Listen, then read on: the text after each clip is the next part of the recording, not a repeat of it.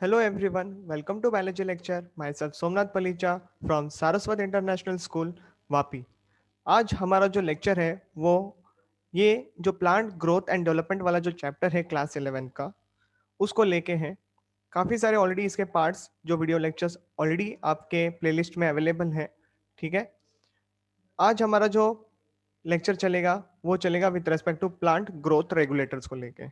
ठीक है, plant growth regulators, इसको ध्यान से सुनना। Plant, okay, growth and regulator, ये वाला जो टॉपिक है इन शॉर्ट जिसको पीजीआर कहा जाता है, इसको हम लोग डिस्क्राइब करेंगे आज के लेक्चर में।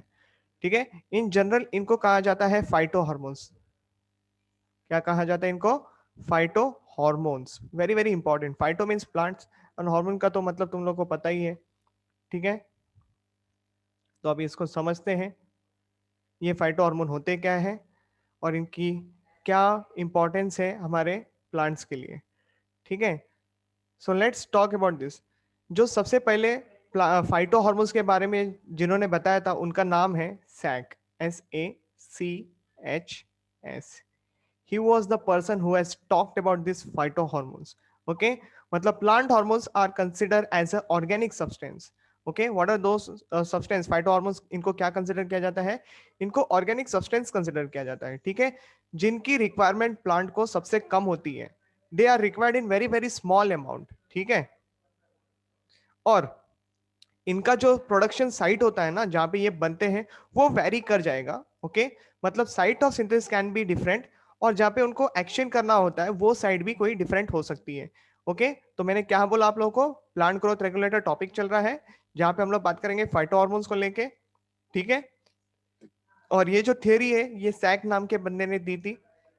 ठीक है, और प्लांट ग्रोथ रेगुलेटर जो है वो सबसे कम अमाउंट में चाहिए होते हैं प्लांट्स को, और ये जो होते हैं ये ऑर्गेनिक कंपाउंड्स होते हैं, ऑर्गेनिक सब्सटेंसेस होते हैं। फाइन, इतनी सारी बातें हम लोगों ने कर ली, और इनका जो साइट ऑफ प्रोडक्शन है वो दूसरा हो सकता है और साइट ऑफ एक्शन जो है वो दूसरा हो सकता है। तो इन्हीं को ध्यान में रखते हुए आप लोगों के पास एक्चुअली बहुत सारे हार्मोन्स आ जाते हैं, जैसे कि ऑक्सीजन आ जाता है। ठीक है, फिर ये जिब्रेलिक एसिड जाता है, उसके बाद इथिलीन आ जाता है। ओके, फिर ये ऑक्सीन, जिब्रेलिन, इथिलीन, साइटोकाइनिन, उसके बाद एब्सिसिक एसिड, ये सारी बातें जो है इस पर्टिकुलर टॉपिक में डील की जाएगी। आज का जो हमारा लेक्चर रहेगा वो ऑक्सीन के अलावा बाकी सारे हार्मोन्स जो है हम लोग उसको डिस्क्राइब करेंगे। ओके, जिसके वजह से आप लोग को इनके जो इंपॉर्टेंस है वो सारी बातें क्लियर हो जाएंगी।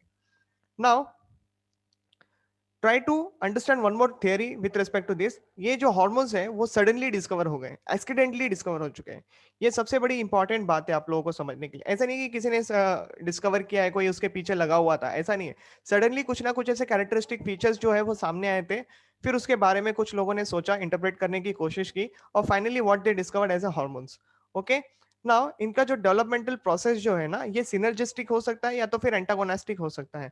मतलब सिनर्जिस्टिक का मतलब क्या है? कोऑपरेटिव। और एंटागोनास्टिक का मतलब क्या है? एक दूसरे से अपोजिट। ओके, जो इनका एक्शन है, एक हार्मोन का कोई एक्स अगर एक्शन होगा तो दूसरा हार्मोन का वाई होगा, that will be exactly opposite to each other. ठीक है, इस तरीके से। ठीक है, तो अभी मैं लेक्चर को आगे बढ़ाता हूं जहां पे हम लोग ऑक्सीजन छोड़ के बाकी सारी बातें करेंगे, like gibberellin, cytokinin, ethylene and abscisic acid. तो सबसे पहले स्क्रीन पे आ रहा है हमारे gibberellins. Okay, in the year of 1950s, okay, in the year of 1950 the second group of the hormones, इसको मैं क्या बोल रहा हूँ? Second group of the hormones, क्योंकि फर्स्ट जो है वो ऑक्सीजन है, उसको मैं बाद में रखा हूँ क्योंकि उसका काफी सारा हिस्ट्री एंड ऑल, वो सारी बातें एकदम लाइक यू कैन से आराम से डील करेंगे, कोई टेंशन नहीं रहेगा उसको डिस्क्राइब करने के लिए। ठीक है, और अंडरस्टैंडिंग भी काफी इजीली हो जाएगा। So let's talk about this second hormone, okay, that is called as gibberellins, जिसको इन शॉर्ट जीएबी लिखा जाता है, वाज डिस्कवर्ड। ठीक है, इसकी डिस्कवरी हो चुकी थी। अभी थोड़ा सा हिस्ट्री के तरफ बढ़ते ही डिस्कवरी को लेके, तो ये कैसे क्या सामने आ गया? In the Japan you can say the farmers noted that certain rice seedling, बेटा ये जो राइस सीडलिंग है ना, ये वर्ड इंपॉर्टेंट है क्योंकि सबसे पहली बात जो जिब्रेलिन्स के सामने आई थी ना वो राइस प्लांट को लेके ही सामने आई थी। तो राइस सीडलिंग ग्रो टॉलर। आप लोगों को पता है राइस का जो सीडलिंग होता है वो इतना खास हाइट नहीं देता है, सबको पता है ये बात।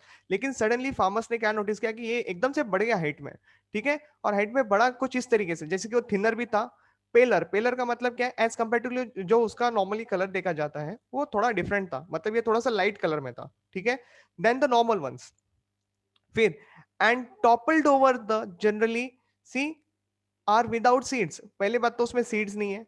दूसरी बात टॉपल्ड ओवर का मतलब क्या है, वो गिर जाता है, मतलब हाइट में काफी ज्यादा ग्रो कर दिया, फिर सडनली उसने अपना बैलेंस खो दिया और गिर गया। क्या क्या चीजें समझ में आई कि जापान में इसके बारे में डिस्कवरी हो रही थी। राइस सीडलिंग जो है उसमें ग्रोथ देखी गई, सडनली वो हाइट में काफी ज्यादा ग्रो हो गया। उसका कलर जो नॉर्मल सीडलिंग्स होती है उनसे बहुत अलग था, लाइट कलर में था। हाइट के कारण वो खुद को इतना ज्यादा बैलेंस नहीं कर पाया और वो गिर गया। और ये लोग जो है वो सीडलेस होते हैं, ठीक है, मतलब विदाउट सीड देखे गए। अब ये कंडीशन को जापान में देखा गया तो वहां के जापानीज लोगों में इसको एक अलग से टर्म दे दिया गया, that is called as bakanae disease. Okay, तो इन जापानीज बैकेने डिसीज का मतलब होता है फुलिश सीडलिंग। ये आपको ध्यान में रखना है, फुलिश सीडलिंग, सडनली कुछ चीजें का ग्रोथ देखने मिलना, ये एक शॉक करने वाला पॉइंट था। ठीक है, this disease makes the rice plant to grow tall but eliminates the seed production. तो ये प्लांट में हाइट तो करवा दिया लेकिन सीड प्रोडक्शन है ना उसको कम कर दिया। ठीक है, the disease was cause due to the infection. जैसे जैसे इसके बारे में डिस्कवरी होने लगा, इसके बारे में पढ़ाई होने लगी, फिर जाके पता चला कि वो बंदा एस्कोमाइसिटिस फंगस का मेंबर है जिसका नाम है जिबरेला फ्यूजिकोराई। ये भी आपको इंपॉर्टेंट रखना है ध्यान। और दूसरी बात एस्कोमाइसिटिस भी आपको ध्यान में रखना है, वेरी वेरी इंपॉर्टेंट। जहां तक मुझे याद है हम लोगों ने ये बायोलॉजिकल क्लासिफिकेशन देखा था, है ना। तो बायोलॉजिकल क्लासिफिकेशन में हम लोगों ने काफी सारी बातें की थी with respect to the kingdom fungi, जहाँ पे हम लोगों ने बेसिडोमाइसिटिस, एस्कोमाइसिटिस, ड्यूट्रोमाइसिटिस के बारे में डील किया था। और एस्कोमाइसिटिस में आप लोगों ने पढ़ा था unicellular structure that is east, और मल्टीसेलुलर स्ट्रक्चर जो पढ़ा था वो है पेनिसिलिन, है ना। तो पेनिसिलिन इतना तो आप लोगों को याद ही होगा। तो यहाँ पे आपको एक और मेंबर याद रखने की जरूरत पड़ सकती है, that is called as जिबरेला फ्यूजिकोराई।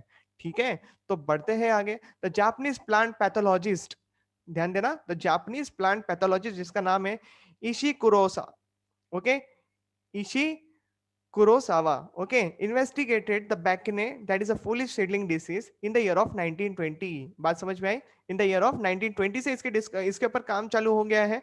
Fine, he grew the Gibberella in the culture to obtain a substance that when applied to the rice plant produces Bakine disease। तो जिब्रेलिन के अंदर ऐसा क्या होता है, ऐसा कौन सा केमिकल सब्सटेंस है, उसका नाम ले लो, जिब्बेरेलिन। ओके, ये वो सब्सटेंस है जिसको आइसोलेट किया गया। ठीक है, और इसी के कारण फिर वो बैक्टीरिया नाम की जो डिसीज है वो देखने मिलती है। ठीक, इनके बाद कुरोसावा के बाद है यामुता। ओके, यामुता एंड सौमिकी, देखो दोनों नाम इंपॉर्टेंट है। Yamuta and Somiki in the year of 1938 demonstrated that the some substances secreted by this fungus was responsible for the elongation, and they later isolated this substance, that is name was given gibberellin GA3, or you can say gibberellic acid GA। तो बात समझ में आई? In the year of 1938 gibberellin नाम का जो product है वो उसमें से निकाला गया, आइसोलेट किया गया, ओके, और उसको नाम दिया गया GA3, ओके, या फिर उसको बोला गया जिब्रेलिक एसिड। इतनी बातें समझने के बाद थोड़ा और बढ़ते हैं थ्योरी की तरफ। As see more and more gibberellins from the fungal and from the plant sources was categorised, they were numbered as a gibberellin AX। तो अभी देखो इतने सारे सोर्सेस से अगर हमको जिब्रेलिन मिल रहा है तो अभी उनको नंबर करना जरूरी हो गया, तो उनको नंबर क्या कर दिया, AX। AX मतलब देखो जिब्रेलिक एसिड X ऐसे भी लिखा जाता है। मतलब क्या, X का मतलब क्या है, उनका ऑर्डर या फिर बोल सकते हो डिस्कवरी, मतलब जो भी बंदा जिस हिसाब से डिस्कवर होते जाएगा उनको उस पर्टिकुलर नंबरिंग दिया जाएगा। ठीक है, the scheme was adopted for the all gibberellins in the year of 1968। Okay, तो 1968 में ये सारी जो स्कीम है उसको एक्सेप्ट कर लिया गया। जैसे कि GA3 जिब्रेलिक एसिड जिसको कहते हैं is the most abundant in the fungi, सबसे ज्यादा अमाउंट में पाया जाता है in case of the fungi. Note कर लो, वेरी वेरी इंपॉर्टेंट सिनेरियो है, यहां से क्वेश्चंस बन सकते हैं। ठीक है, and the most biologically active in many test. अभी बढ़ते हैं आगे। Gibberellins are chemically different from auxins in that they contain gibbane ring system with the specific biological property. ये जस्ट आपको एक्स्ट्रा पॉइंट है, याद रखना है तो रखो, नहीं रखना है then also it is fine. Let's move ahead with the another part. Okay, that is ये आपके लिए इंपॉर्टेंट हो सकता है, इसको मार्क कर लेना। ओके, प्रिकर्सर ऑफ जिब्रेलिन के ऊपर क्वेश्चन आया तो आंसर होना चाहिए एसिटाइल कोए। याद करो, ये एसिटाइल कोए हम लोगों ने पढ़ा था कभी जब रेस्पिरेशन के बारे में बात कर रहे थे, राइट। आई थिंक ग्लाइकोलाइसिस और क्रेब्स साइकिल के बीच का कनेक्टिव लिंक है ना एसिटाइल कोए। मतलब क्या, देखो पायरुविक एसिड जो ग्लाइकोलाइसिस का प्रोडक्ट है उसको कन्वर्ट करना पड़ता है एसिटाइल कोए में, और यही एसिटाइल कोए क्रेब्स साइकिल में एंटर कर जाता है। सही बात है ना। और एसिटाइल कोए जो है ये आपका 2 कार्बन कंपाउंड है, क्योंकि देखो पायरुविक एसिड 3 कार्बन का है, वो जब एसिटाइल कोए में कन्वर्ट कन्वर्ट होता है तभी एक कार्बन जो है वो रिलीज किया जाता है इन the form of carbon dioxide. आप लोग वो जरा वीडियो लेक्चर को ठीक से देख लेना, ग्लाइकोलाइसिस के बाद क्रेब्स साइकिल आप लोग पढ़ लेना। क्रेब्स साइकिल में मैंने ये सारी बातें डिस्क्राइब की गई है, very very important. And acetyl CoA is a connecting link between the glycolysis and the Krebs cycle, तो आपको भूलना तो बनता ही नहीं है क्योंकि वो खुद एक क्वेश्चन है, ठीक है।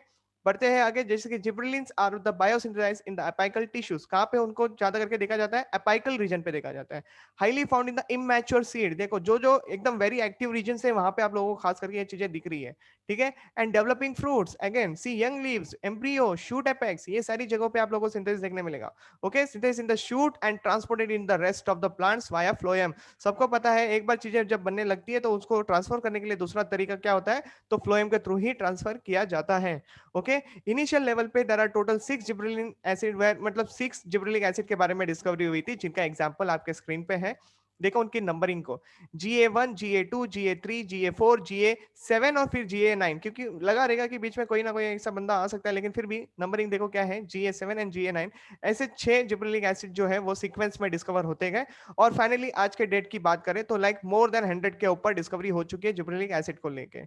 ओके, और आइसोलेटेड कर दिया गया है, आइसोलेट करना मतलब ऑलरेडी उसको फाउंड कर लिया गया है, ठीक है। अब क्या क्या ऐसे सोर्सेस है जहां पे ऐसे जिब्रेलिन्स मैं ऑब्टेन कर सकता हूं, जैसे कि देखो found in the angiosperms, then algae, mosses, ferns and gymnosperm, मतलब सब में मिल रहा है, सही बात है ना, मतलब लोअर कैटेगरी से लेके सीधा हायर कैटेगरी तक आ जाओ, हर कैटेगरी में आप लोगों को देखने मिल रहा है जिब्रेलिन्स। अभी ध्यान देने वाली बात क्या है, so note substance like मेलाइक हाइड्राजाइन, okay, मेलाइक हाइड्राजाइन या फिर फॉस्फोन डी, एक और नाम दे रहा हूं जिसको CCC कहा जाता है, chlorocholine chloride. Okay, this are consider as a anti gibberellins, anti का मतलब इसको रुकाएंगे, इसके एक्टिविटी को इनिबिट कर देंगे, that is what the anti means. Okay, अगर ये केमिकल ट्रीटमेंट अगर मैं दूंगा तो ये पर्टिकुलर जिब्रेलिन्स का जो सिक्रेशंस है उनकी जो उनके वजह से जो कैरेक्टरिस्टिक फीचर्स देखे जाते हैं वो रुक जाएंगे, ठीक है। तो ये एक कुछ 3 कैटेगरी मैंने दी है, उसको कंपलसरी याद रख लो, इंपॉर्टेंट है, may be sometimes the question can be arise from this area also, so please take down this note. Okay, malic hydrazide, then phosphon D and chlorocolin chloride. Okay, next बढ़ते हैं आगे, gibberellins are closely related to the steroids, है ना। Steroids का मतलब क्या है, वो आपकी एनर्जी लेवल को थोड़ा सा इंक्रीज कर देता है, मतलब आप लोग नॉर्मल एक्टिविटी से कुछ ज्यादा ही एक्टिविटी कर सकते हो, that is what the steroidal activity means, right. So gibberellins are work like ecdysone. What is this ecdysone, याद है हम लोगों ने ऑर्थ्रोपोडा जब पढ़ा था एनिमल किंगडम में, तभी मैंने वर्ड यूज किया था एक्डाइसिस करके, मतलब ये जो ऑर्थ्रोपोडा में क्या होता है कि वो लोग अपनी जो स्किन है वो लोग निकाल सकते हैं, है ना। क्योंकि देखो अगर फॉर एग्जांपल अगर मैं कॉकरोच ले लूं तो कॉकरोच के जो निम्फ होते हैं, निम्फ की एक अलग पहचान है, ठीक है, वो थोड़े से आगे बढ़ेंगे, थोड़े अडल्ट होने लगेंगे, फिर उसके थोड़ा सा और आगे, फिर थोड़ा सा और आगे, ऐसे करके उनका जो लेवल है, जो फेजेस है, छोटे से बड़ा होने का जो फेजेस है, उनका जो बॉडी डेवलपमेंट है, उनको हमेशा स्किन को है ना निकालना पड़ता है और नया स्किन सिक्रेट करना पड़ता है। तो वो जो पुराना स्किन डिस्कार्ड करना होता है और नया वाला लेना पड़ता है, उसको हम लोग कहते हैं एक्डाइसिस प्रोसेस। तो एक्डाइसन यानी क्या, मॉल्टिंग, यानी क्या है, मॉल्टिंग प्रोसेस कहा जाता है, इसलिए इस हार्मोन को नाम भी मिला मॉल्टिंग हार्मोन जैसा।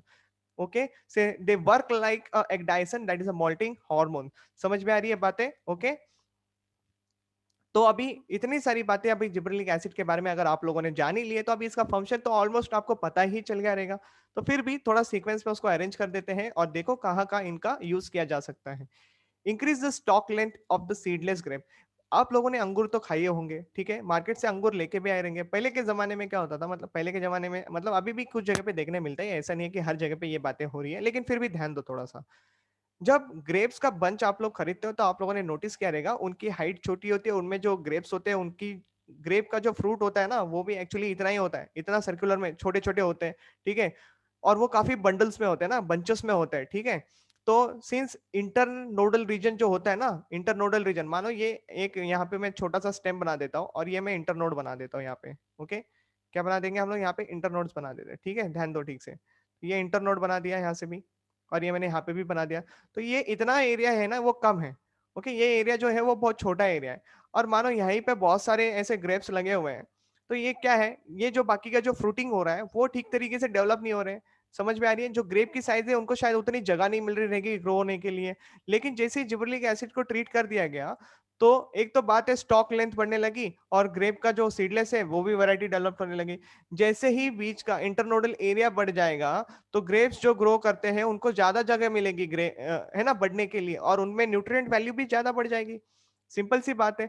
तो अभी आप लोग अगर मार्केट से ग्रेप खरीदोगे तो आप लोगों ने नोटिस किया रहेगा उनकी जो लेंथ होती है वो काफी ज्यादा होती है। Even the grape what we eat उनकी भी साइज देखो, वो थोड़े से पल्पी भी ज्यादा होते हैं और ज्यादा इलोंगेटेड स्ट्रक्चर में दिखते हैं, है ना। तो ये सारे क्या है, तो ये सारे प्लस पॉइंट है जो हमको जिब्रेलिन्स ने प्रोवाइड करके दिए हैं। ठीक है। उसके बाद a mixture of like gibberellic acid 4 and gibberellic acid 7, ये दोनों को अगर मैं साथ में मिक्स करके अप्लाई करूं तो एप्पल के फ्रूट जो है वो इलोंगेटेड हो जाते हैं। That means I am improving the structures of the Apple over here, है ना। ये भी आप लोगों को अच्छी तरीके से पता चल गया। Coming to the next part, अगर सिट्रस फ्रूट्स के बारे में बात करें तो जिब्रेलिन्स डिले द सीनेसेंस, यानी allowing the fruit to be left on the tree for the longer period of time, और उनकी जो मार्केट वैल्यू है वो भी इंक्रीज हो जाएगी। ठीक है। मतलब देखो, ज्यादा समय तक फ्रूट अगर प्लांट के साथ जुड़ा रहेगा तो उसमें न्यूट्रिएंट वैल्यू का जो रेशियो है वो भी तो बढ़ेगा। बात समझ में आ रही है ना। उससे अच्छा क्वालिटी भी मेंटेन रहेगी। नेक्स्ट, चलो देखते हैं आगे next category. In sugarcane, like उसका नाम है सैकरम ऑफिशिनारम, ओके, ये आपको ध्यान रखना है। That is a sugarcane is one of the relatively few plants that store their carbohydrate as a sugar. Very very important, sugarcane में carbohydrate जो है वो किस फॉर्मेशन में स्टोर किया जाता है, देखो, शुगर के फॉर्म में। That is nothing but sucrose, okay, instead of starch, क्योंकि आप लोगों ने पढ़ा है carbohydrate store in case in the plants, okay, as a starch, लेकिन यहाँ पे क्या हो रहा है, it is stored in the form of sucrose, okay. Another see example can be similar to this, that is a sugar beet. अगर आप लोग इस शुगर केन वाले क्रॉप को या फिर शुगर बीट वाले क्रॉप को अगर आप लोग जिब्रेलिक एसिड से स्प्रे करते हो, can increase the yield by 20 ton per एकड़, ओके। ये जो नंबर है यहाँ पे 20 टन, ये इंपॉर्टेंट है। And the sugar yield by 2 ton per एकड़, देखो शुगर का जो प्रोडक्शन है वो भी बढ़ रहा है। So that is the plus point we getting from here. Next, the increase is a result of the stimulation of the internode elongation during the winter season। तो winter season में इसका elongation जो है, internodal elongation area जो है वो बढ़ गया, internodal area जो है वो बढ़ गया। ज्यादा एरिया बढ़ने से ज्यादा शुगर स्टोर करके रखा जा सकता है। That is what the importance over here, okay. और इसी के वजह से जो शुगर केन की जो मार्केट प्राइस है वो भी बढ़ जाएगी, okay. Now see leaf expansion की बात करें तो शुगर सॉरी लीफ एक्सपेंशन की बात करें तो यहाँ पे देखो, जितना ज्यादा लीफ का एरिया बढ़ेगा उतना ज्यादा फोटोसिंथेटिक एरिया बढ़ेगा, तो इन शॉर्ट फोटोसिंथेसिस इंक्रीज होगा। ठीक है, ये सारी बातें, okay. Number of the effects on the there is no root effects will be seen over here, मतलब रूट ग्रोथ वगैरह नहीं करेगा। पता है क्यों? क्योंकि ऑक्सीजन इसके बारे में बात करते हैं। जब आप लोग ऑक्सीजन पढ़ोगे ना मेरे साथ, तभी आप लोगों को ऑक्सीजन में इसका फंक्शन पढ़ने मिलेगा, ओके। सो ऑक्सीजन जो है वो इसको मदद करता है रूट इलोंगेशन में, रूट डेवलपमेंट में। ठीक है, इसलिए जिबरेलिक एसिड का कोई इफेक्ट आपको रूट्स पे नहीं देखने मिलेगा। रिवर्सल ऑफ डॉर्फिज्म, यानी जो छोटे प्लांट्स हैं उनमें हाइट ग्रो करने की एबिलिटी हम लोग डेवलप कर सकते हैं by using the gibberellic acid, क्योंकि आपको पता है कि वो हाइट ग्रो करवाता है, इंटरनोडल एरिया को ग्रो करवाता है। ठीक है। अभी थोड़ा सा और डील करते हैं, that is with respect to the bolting. Bolting ये इंपॉर्टेंट टॉपिक है बेटा, बहुत ज्यादा इंपॉर्टेंट है। यहाँ से एग्जाम्पल बेस्ड क्वेश्चन, यहाँ से डेफिनेशन बेस्ड क्वेश्चन बनते ही बनते हैं। सो आप लोगों को बोल्टिंग पढ़ना जरूरी है। Gibberellins cause rapid growth in the stems and the rosette plant, the plant in which the internodes are highly reduced, okay, for example cabbage, beet, उसके बाद radish, henbane, okay, these are the plants example given to you। जैसे कि आप लोग market से cabbage लेके आओगे तो आप लोगों ने देखा होगा कि उसका जो बीच में व्हाइटिश कलर का पार्ट होता है वो काफी छोटा होता है, राइट। और उसके ऊपर अगर आप लोगों ने ठीक से देखा होगा तो वहां पे बहुत सारे मार्किंग्स आपको देखने मिलेंगे, दैट इज इंटरनोड्स। और इन्हीं इंटरनोडल रीजन से ना ये कैबेज के जो लीव्स होते हैं, जो जिसको हम लोग खाते हैं एक्चुअली, वो सारे ग्रो होते हैं। तो ये ऐसे ऐसे ऐसे ऐसे पूरा ऊपर ऊपर ऊपर ग्रो होते जाता है ना। ठीक है। तो ये क्या हो रहा है, ये तो ठीक है। चलो अब क्या कर रहे हैं हम लोग, जिब्रेलिक एसिड लगा रहे हैं। जिब्रेलिक एसिड ने क्या किया, इसका जो बीच का एरिया है, इंटरनोडल एरिया है, वो बढ़ा दिया। तो कैबेज को अभी ग्रो करने के लिए काफी ज्यादा जगह मिल रही है ना। तो लीफ काफी अच्छे से जगह ले रहे हैं, ग्रोथ कर रहे हैं। ठीक है, ये सारी बातें आप लोगों को यहाँ से समझ में आ रही है। मतलब क्या, इन शॉर्ट इंप्रूवमेंट हो रही है। जितना ज्यादा फ्रीली ग्रो करेंगे उतना ज्यादा अच्छा है। ठीक है। Just prior to the flowering the internodes are getting elongates, मतलब एक सीजन होता है फ्लावरिंग का, ओके, जो कि ठीक ठंडी के बाद होता है। तो वो सीजन के ठीक उसी समय में आप लोग मतलब फ्लावरिंग होने के ठीक पहले इंटरनोडल इलोंगेटेड हो जाएंगे, क्योंकि बाद में फ्लावरिंग एंड फ्रूटिंग का ये सारा सिनेरियो आ ही जाता है। ठीक है। तो नोट क्या है, bolting required either long days, अभी बोल्टिंग करना है तो खाली हार्मोन ट्रीटमेंट से काम नहीं चलेगा, आपको थोड़ी सी कंडीशन प्रोवाइड करनी पड़ेगी, that is either the long day it is required और cold night it is required, and then only the things can be done. Okay, so ये थोड़ा सा कंडीशन मैटर भी करेगा यहाँ पे। Gibberellic acid are also promotes the internodal elongation in the membrane of the members of the grass family. The target of the gibberellin action is intercalary meristem. तो ये देखो, the target of the gibberellin action is intercalary meristem, तो ये इंटरकैलोरी meristem बनाने के लिए भी मदद करते हैं। इसके अलावा आप लोगों को एग्जांपल जो पढ़ना है वो है rice, that is Oryza sativa. ठीक है, so I hope you understood this bolting very clearly. थोड़ा सा बढ़ते हैं आगे और भी थोड़े से एग्जाम्पल से उनको भी डील कर लेते हैं। देखो, Gibberellins induces the formation of hydrolytic enzymes like amylase, protease, lipase, and it also promotes the germination and break the seed dormancy. ठीक है, तो हाइड्रोलाइटिक एंजाइम का मतलब क्या है, अमाइलेज जो कि कार्बोहाइड्रेट डाइजेशन के लिए होगा, प्रोटीएस मतलब जो प्रोटीन डाइजेशन करेगा, लाइपेज जो फैट डाइजेशन करेगा। इन शॉर्ट अगर मैं बात करूं यहाँ पे जो सीड जर्मिनेशन वगैरह जो प्रोसेस होती है उसमें ही तो ये सारी एक्टिविटी देखने मिलती है। ओके, और सीड डॉर्मेंसी को ब्रेक करता है, मतलब आप लोग समझ ही गए रहेंगे, ये एग्जैक्टली अपोजिट है, exactly opposite to the ABA. Okay, antagonistic मतलब अपोजिट, एंटागोनिस्टिक का मीनिंग क्या है, अपोजिट टू द एबीए, मतलब एबीए क्या करेगा, सीड डॉर्मेंसी को ब्रेक नहीं करेगा। ठीक है, समझ में आ रही है बातें। अभी बढ़ते हैं थोड़ा सा आगे। एबीए का फुल फॉर्म होता है एब्सिसिक एसिड। ठीक है, auxins, see gibberella like auxins can cause the development of the parthenogenesis fruits, मतलब जिब्रेला लाइक ऑक्सिन बोल रहा है, मतलब ऑक्सिन भी पार्थेनोजेनेसिस में मदद कर रहा है। Okay, gibberellins like auxin can cause the development of the parthenocarpic fruit in case of the apple. Okay, then currants, cucumber and eggplant. So these are the example given to you where the parthenogenesis can be done with the help of the gibberellins. Okay, बढ़ते हैं आगे। Sex expression, very important topic बेटा, very very important topic, sex expression.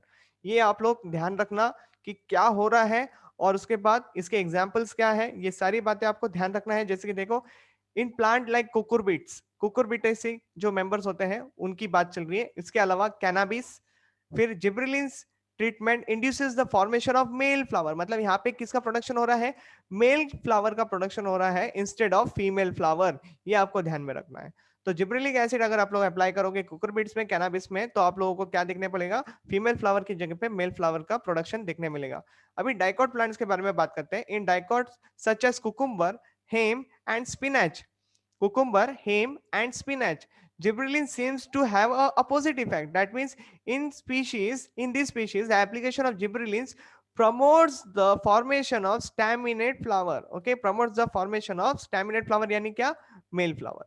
ठीक है, and inhibits the gibberellin. See, inhibitor जो होते हैं जो जिब्रेलिन की एक्टिविटी को स्टॉप कर देते हैं। Okay, biosynthesis promotes the formation of the pistillate flower, ये आप लोगों ने यहाँ पे समझ लिया। ठीक है, जिब्रेलिक एसिड के बारे में हम लोगों ने काफी सारी बात की है। I hope you understood the gibberellic acid very very clearly.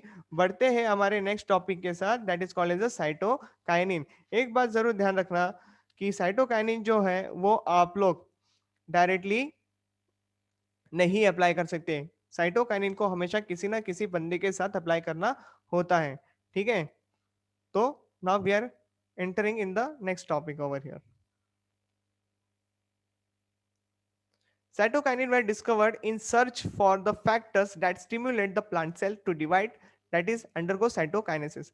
In short, cell division करने के लिए क्या क्या ऐसी सारी एक्टिविटी हो सकती है जो हमको एक्चुअली प्रमोट करके देगा, पॉलिफरेशन वाले टेक्निक को आगे कैसे बढ़ाया जा सकता है, मतलब सेल डिवीजन इन शॉर्ट कैसे करवाया जा सकता है, ऐसी क्या क्या चीजें जो हम लोग अप्लाई कर सकते हैं जिसके वजह से सेल डिवीजन हो सकता है। तो इस बात पे जब डिस्कवरी हो रही थी तभी ये जो साइटोकाइनिन है इसकी डिस्कवरी हुई। ठीक है, तो अभी देखो, in the year of 1913, in the year of 1913 there is a scientist called as a G Haberland, okay, demonstrated that vascular tissue contains a water soluble substance। यानी क्या, vascular tissue, xylem and phloem and all those things। तो in short water SAP के बारे में बात कर रहे हैं। तो वाटर soluble substances जो थे वो स्टिमुलेट करते थे डिवीजन को, division of the wounded potato tuber tissue. Okay, now let's see, in the year of 1941, अभी क्या हो गया, 1941 में घुस गए हम लोग।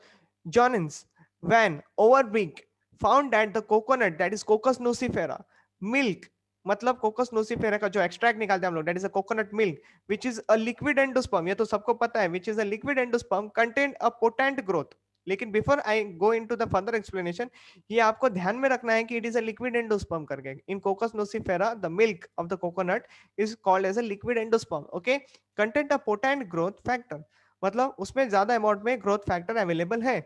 ठीक है, और क्या करता है देखो, greatly accelerate the development of the plant embryos and promoted the growth of isolated tissues and the cell in the test tube. अगर मैं ये जो भी एंडोस्पर्म है, ओके, कोकस नोसिफेरा का, अगर उसको मैं अपने कल्चर मीडियम के साथ यूज करूं, तो मैं देख पा रहा हूं कि जो आइसोलेटेड टिश्यू है, चाहे जो भी मैं यूज करूं, उसमें काफी अच्छी ग्रोथ देखने मिलती है। अगर काफी अच्छी ग्रोथ हो रही है तो ग्रोथ बिना सेल डिवीजन के तो नहीं पॉसिबल है ना, तो इन शॉर्ट सेल डिवीजन में मदद कर रहा है। ठीक है, थोड़ा सा बढ़ते हैं आगे। There is one more very important topic is there on the screen. बेटा इसके ऊपर ध्यान देना ठीक से, यहाँ पे क्वेश्चंस पूछे जाते हैं, स्ट्रेट फॉरवर्ड क्वेश्चन होते हैं। Okay, kinetin was discovered as a breakdown product of the DNA. इसको ध्यान रखना, कैसे उसको डिस्कवर किया है, as a breakdown product of the DNA. देखो, in the year of 1940s and 1950s, the Folke देखो, the Folke Skoog notice observed that the nucleic acid base adenine had a promotive effects on the proliferation of the cultured tobacco pith tissue। मतलब जो भी है kinetin, that is an adenine derivative. In short समझ में आ रहा है, kinetin क्या है, it is an adenine derivative, या फिर इसको मैं बोल सकता हूँ प्यूरिन डेरिवेटिव। समझ में आ रही है, जिसका यूज हम लोग देख सकते हैं टोबैको प्लांट के ऊपर, जहां पे पित्त का जो टिश्यू था उसको डेवलप करने में मदद करता, मतलब उसको डिवाइड करने में मदद कर रहा था। आई hope you know the anatomical part very clearly, जहां पे पित्त प्रेजेंट होता है। लाइक हम लोगों ने पढ़ा है shoot, we had studied the मतलब डाइकॉट स्टेम, मोनोकॉट स्टेम, ये सारी बातें हम लोगों ने की है। Even the dicot root, monocot root हम लोगों ने बातें की है, जहां पे पित्त रीजन होता है। ठीक है, तो खास करके टोबैको कल्चर जो होता है, टोबैको पित्त टिश्यू जो है, उसको इंक्रीज करने में ये मदद कर रहा है। Okay, that is a purine derivative, that is adenine. Okay, क्या तो काइनेटिन। समझ में आ रही है बातें, ये आपको ध्यान में रखना है। See, autoclaved herring sperm DNA also had a power of, see, powerful cell division, that is a promoting effect। promoting effect मतलब क्या, सेल डिवीजन में मदद कर रहा है। तो यहाँ पे हेरिंग स्पर्म डीएनए भी आपको ध्यान में रखना है। Okay, next, Miller, Skoog and their coworkers. अभी तीन साइंटिस्ट हैं, मिलर है, स्कूग है, और उनके साथ में काम करने वाले साथीदार। ठीक है, working on the tobacco with pith culture succeeded in isolating the growth factor from the old bottle of the DNA preparation and identifying its chemical nature. They called this substance as a kinetin and named the group of growth regulator to which it belongs the cytokinin। मतलब in short, जो purine derivative है, जो adenine derivative है, okay, वो isolate कर दिया गया और इसको साइटोकाइनिन के ग्रुप में डाल दिया गया, क्योंकि इसका काम जो है वो सेल डिवीजन करने का है, वो साबित हो चुका है। ठीक है, so let's move ahead। It was shown to be an adenine or you can say aminopurine derivative, जिसको 6-फॉस्फोराइल aminopurine भी कहा जाता है, इन शॉर्ट FAP भी कहा जाता है। Okay, next, another time Miller has doing something now। See, Miller isolated a natural cytokinin from the kernels। okay, ये ध्यान रखना, kernels of the maize, that is the zea maize, है ना, which he called as a giartin। तो अगर पूछा जाएगा giartin is obtained from, your simple answer is that kernels of the maize, that is the zea maize can be the example। okay, और पूछा जा सकता है which cytokinin can be obtained from the corn kernels or from the can be obtained from the zea maize। तो तुम्हारा simple answer होना चाहिए क्या, तो giartin। Okay, is the most active the naturally occurring cytokinin. तो ये अगर एक और क्वेश्चन बनता है, अगर नेचुरली ऑकरिंग साइटोकाइनिन का एग्जांपल, तो सिंपल आंसर है जिया मेस के पास जाओ, कॉर्न कैनल्स। ओके, क्लियर हो गई इतनी सारी बातें। देखो, अब फिर से next scientist Letham. Okay, Letham in the year of 1973 isolated this molecule. Okay, मतलब लेथम ने इसको डिस्कवर कर लिया, आइसोलेट कर लिया, मतलब उसको निकाल लिया। ठीक है, डिस्कवर कर लिया उसके बारे में। Nearly all active as a cytokinin, nearly see all the compound active as cytokinin are N6 substituted aminopurines such as benzyl adenine, उसको BAB कहा जाता है, and all the naturally occurring cytokinin are aminopurine derivatives। Okay, मतलब सी, फिर से मैं read कर रहा हूँ, इसको ध्यान देना ठीक से। Nearly all compound active as cytokinin और जो आपको दिख रहा है स्क्रीन पे, जो साइटोकाइनिन जैसी एक्टिविटी दिखाते हैं, वो है N6 substituted aminopurines such as benzyl adenine, that is a BA, and all the naturally occurring cytokinin are aminopurine derivatives. In short वो क्या है, तो नथिंग बट एडेनाइन डेरिवेटिव्स भी है। Okay, there are also synthetic cytokinin. Synthetic यानी क्या, आप लोगों को पता चल गया होगा। Okay, that have been not been actually identified in the plants, most notable of which are the diphenyl urea type. Okay, cytokinin such as thiadiazorone, which is used commercially as a defoliant and as an herbicide। तो यहाँ पे भी कुछ है आपके लिए important बातें।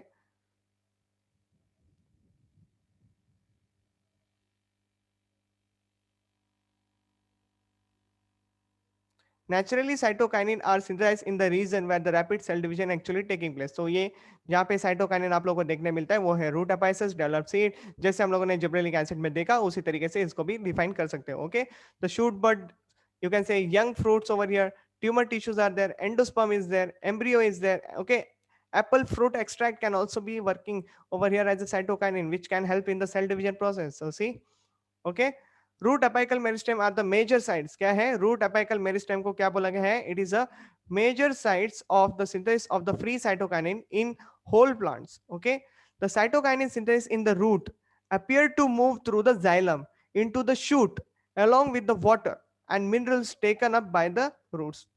ठीक है, तो xylem के बारे में यहाँ पे बात की है, आपको पता चल गया रहेगा कि वो वाटर के थ्रू मूव करते हैं और वाटर कंडक्टिंग एलिमेंट्स xylem होते हैं।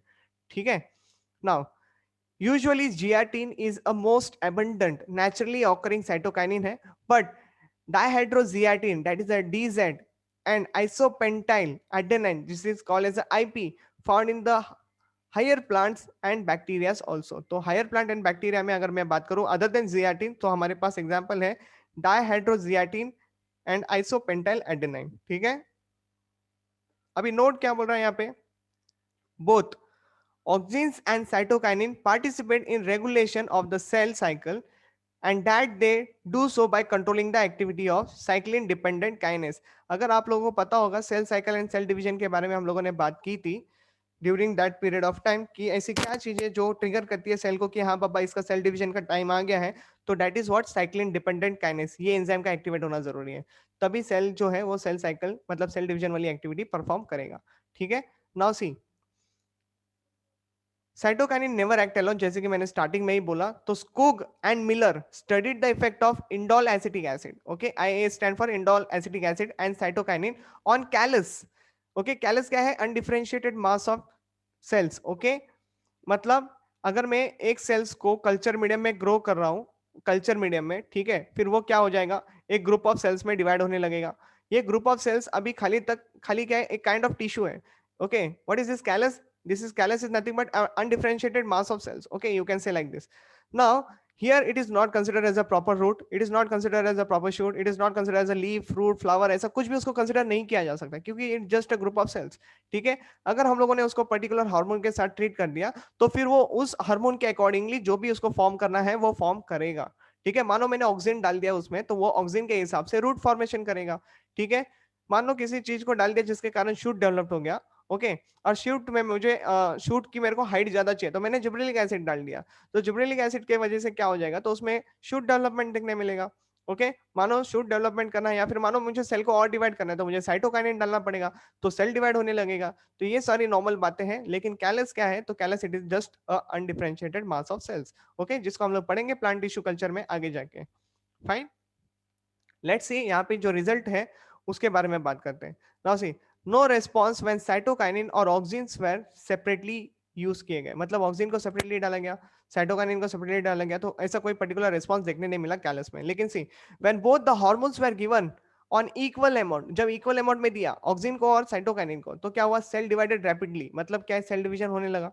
ओके, उसके बाद see, when the amount of the cytokinin was more than the auxin, तो क्या देखने मिला, उस जो सेल डिवाइडेड ग्रुप ऑफ जो डिवाइडेड सेल्स बने थे, ओके, जो ऑक्सिन एंड साइटोकाइनिन को जब एक साथ यूज किया, ओके, इक्वल अमाउंट में यूज किया, तो सेल डिवीजन देखने मिले। अब उसमें मैं चाहता हूं कि उसमें शूट डेवलप्ड हो, तो मुझे साइटोकाइनिन का कॉन्सेंट्रेशन बढ़ाना पड़ा as compare to the auxin, तो मुझे शूट डेवलपमेंट देखने मिला। और अब मैं चाहता हूं कि उसमें रूट डेवलपमेंट हो, तो ऑक्सिन का कॉन्सेंट्रेशन बढ़ा दिया, क्योंकि मैंने आप लोगों को ऑलरेडी बोला है कि ऑक्सिन जो है वो रूट पे काम करते हैं। So auxin concentration was more as compare to the cytokinin and root was started developing in the callus culture. ठीक है, तो ये सारी बातें यहां से आप लोगों को समझ में आ गई हैं। बढ़ते हैं आगे। Functions of cytokinin. तो सबसे पहला आप लोग इतनी सारी बातें जो हम लोगों ने की साइटोकाइनिन को लेके, तो आपको एक बात तो जरूर पक्का पता चल गया होगा कि it promotes the cell division. ठीक है, फिर सेल एनलार्जमेंट होगा, सेल डिफरेंशिएशन होगा। Cytokinin with auxin plays a vital role in the morphogenesis, जैसे कि आप लोगों ने अभी के ऊपर 4 एग्जांपल्स को लेके बात की। ठीक है, initiate the formation of interfascicular cambium, जो ऑलरेडी कवर हो चुका है point. Then cytokinin have a counter effect on apical dominance and promote the formation of lateral buds antagonistic to the auxin, क्योंकि ऑक्सिन जो है वो लैटरल ग्रोथ होने ही नहीं देता है। ठीक है, वो लैटरल ग्रोथ को रोक देता है, अपाइकल डोमिनेंस को रोक, अपेरेंट डोमिनेंस ही करने के देता है, बाकी लैटरल ग्रोथ होने नहीं देता है। Okay, so that is what the meaning over here. Next, the break seed dormancy and promote the germination. Okay, synergistic to gibberellin, मतलब सेम एज जिब्रेलिन, क्योंकि अभी हम लोगों ने देखा कि जिब्रेलिन सीड डोमेंसी ब्रेक करते हैं, तो even the cytokinin breaks the seed dormancy, इसलिए सिनर्जिस्टिक, सिनर्जिस्टिक का मतलब सेम होता है। ठीक है, ये भी एक पॉइंट आप लोग ध्यान में रखो। नेक्स्ट, डिले सीनेसेंस, ये भी बात हम लोगों ने देखी। Okay, cytokinins inhibit the degradation reaction and delay the ageing of the senescence, इसको कहा जाता है Richmond Lang effect. Okay, Richmond Lang effect भी कहा जाता है। Estimated by the retention of chlorophyll, देखो क्लोरोफिल रहेगा तो लीफ अच्छे से रहेगा, लीफ अच्छे से रहेगा तो फोटोसिंथेसिस वगैरह बढ़ेगा। इन शॉर्ट यही सारी बातें कनेक्टेड है।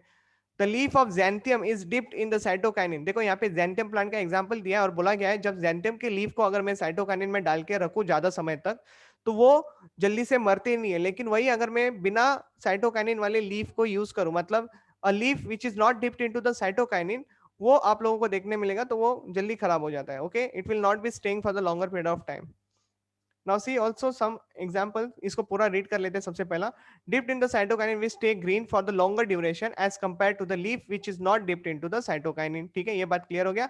And cytokinin induce the flowering in some plants, तो ये भी आपको एक ध्यान में रखना है कि साइटोकाइनिन जो है वो कुछ प्लांट्स में फ्लावरिंग प्रमोट करके देता है।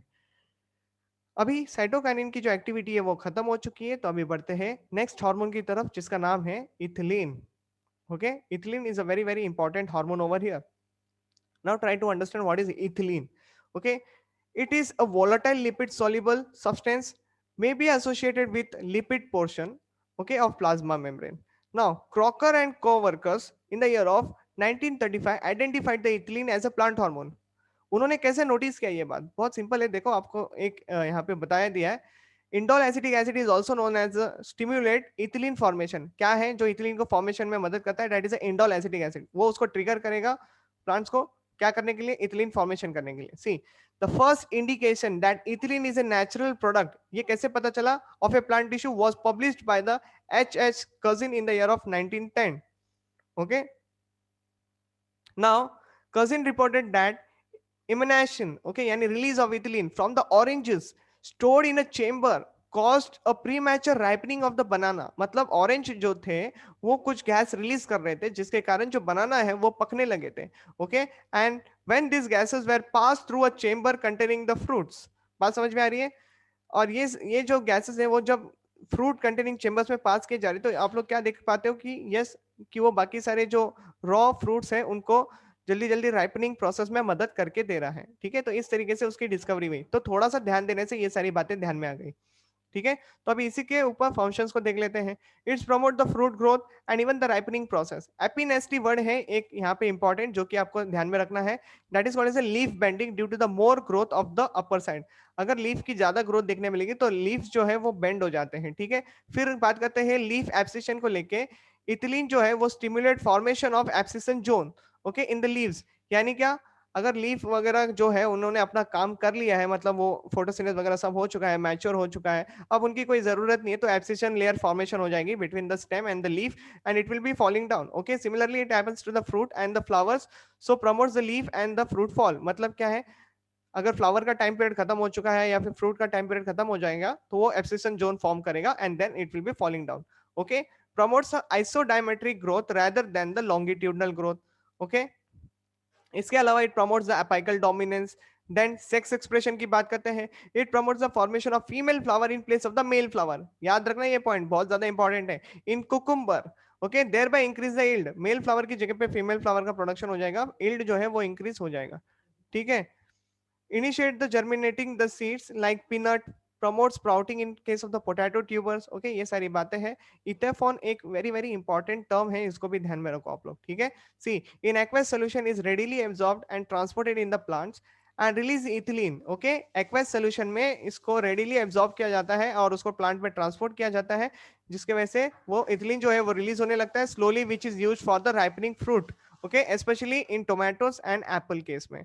तो ये इजी है, ठीक है। इथिलीन पार्ट खत्म हो चुका है, बढ़ते हैं आगे वाले हार्मोन के पास, that is a very last hormone जिसको कहा जाता है abscisic acid, okay. It is a growth inhibitor, क्या बोला गया है, it is a growth inhibitor. देखो बाकी सारे जो हम लोगों ने सीखे वो सारे ग्रोथ प्रमोटर थे, अभी हम लोग ग्रोथ इनिबिटर को लेके बात करें।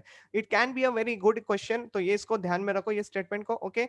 इंडिपेंडेंट रिसर्चर रिपोर्टेड 3 इनिबिटर्स, ऐसे क्या क्या है जो एबीए जैसे ऐड करते हैं, तो देखो inhibitor B, okay, abscission 2 and there is a dormin, तो 3 कैरेक्टरिस्टिक है आपके सामने, inhibitor B, abscission 2 and the dormin, तीनों के तीनों देखा गया है, तो वो एग्जैक्टली आइडेंटिकल है फंक्शन वाइज, तो उनको एबीए के ग्रुप में डाला गया है, okay.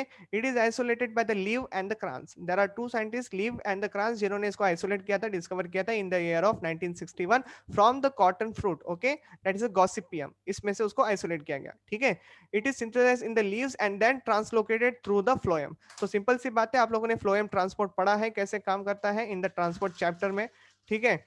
Okay, that is the source to sink theory आप लोगों ने पढ़ी है, उसको एक बार पढ़ लेना ठीक से, उसी के जरिए ये एक्टिविटी परफॉर्म की जाती है, ठीक है, उसी के जैसे। नेक्स्ट फंक्शन ऑफ एबीए के बारे में बात करें, so it promotes abscission, okay, then accelerate senescence, that is antagonistic to cytokinin, fine, it induces the bud dormancy by inhibiting the growth, देखो सारी बातें क्या है, रुकाने वाली ही है, ओके, जो कि एंटागोनिस्टिक टू जिब्रेलिक एसिड है, ओके। दूसरी बात करते हैं, it closes the stomata in the stress condition, इसलिए इसको स्ट्रेस हार्मोन भी कहा जाता है, देखो यहाँ पे मेंशन है, हाई टेम्परेचर में स्टोमेटा को क्लोज करना जरूरी होता है, नहीं तो ट्रांसपिरेशन रेट बढ़ जाएगा और plant will be comes under water stress condition, ठीक है। तो ये सारी बातें हम लोगों ने यहाँ पे खत्म कर दी है, आज का लेक्चर यहाँ पे एंड होता है। आपका काम है जिब्रेलिक एसिड से लेके एब्सिसिक एसिड तक पूरी चीजें जो है वो आप लोगों को रीड करनी है। मिलेंगे आपको नेक्स्ट लेक्चर से, जहाँ पे हम लोग ऑक्सीजन के बारे में ज्यादा डिस्क्रिप्शन करेंगे। फाइन, तब तक के लिए टेक केयर।